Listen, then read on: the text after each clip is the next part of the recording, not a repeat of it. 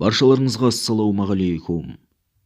Соңғы ұлттық құрылтай барысында Тоқаев елде жаңа қызмет түрі, яғни вице-президент деген атаудың пайда болатыны және оның айтарлықтай деңгейде өз қызметін атқаратын туралы айтылған. Бұл дәл қазіргі президент әкімшілігінде жұмыс істеп отырған президенттің көмекшілерінің арасынан іріктеліп алыну да мүмкін. Басты үміткерлердің бірі әрине ол Ерлан Қарин. Ал енді мына жаңалық көпшілікті тағы да ойландырып қойды. Ол әйел вице-президент сценарийі. Бұл тұрғыда егерде дәл қазір билікте Назарбаев отырса, онда сөз жоқ. Ол қызметке Дариғаның баруы 100% кепілдендірілген болар еді. Ал енді дәл қазіргі билік сценарийінде әйел вице-президент формасына Жанасова мен Еспаеваның кандидатуралары кірген екен. Қазақстанда енгізілуі тиіс вице-президент институтында әйел вице-президент сценарийі қарастырылды дейді Дала инсайттың дерек көзі. Үміткерлер шорт тізімінде президент әкімшілігі жетекшісінің орынбасары Әсел Жанасова және мәжілістің вице-спикері Дания Еспаева тұр. Вице-президенттің мемлекет атынан халықаралық форумдарға қатысып, шетелдік делегациялармен кездесу өткізу функциясына Әсел Жұбанышқызы мен Дания Мәдиқызы да тура келеді. Ал парламент, яғни болашақ құрылтаймен тығыз жұмыс істеуде Дания Еспаеваның тәжірибесі мол.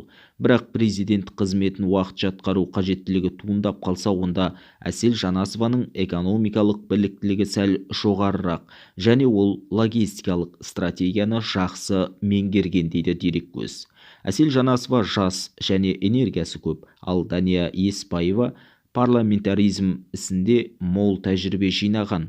Бұл ретте жас энергия мен мол тәжірибе арасында таңдау жасауға тура келеді. Бірақ дәл қазір әйел вице-президент сценарийі басты вариант болып қарастырылмаған. Дереккөз сөзінше, негізгі шорт парақта Сенат спикері Мәулен Әшімбаев, мемлекеттік кеңесші Ерлан Қарин мен мәжіліс төрағасы Ерлан Қошанов бар. Енді президенттің алдында күрмеуі қиын дилемма пайда болды. Үштіктің бірі вице-президент болса, тең баланс ұстау үшін екінші тұлғаны құрылтай спикерлігіне, үшінші қайраткерді үкімет басқаруға жіберу туралы шешім қабылдануы мүмкін дейді.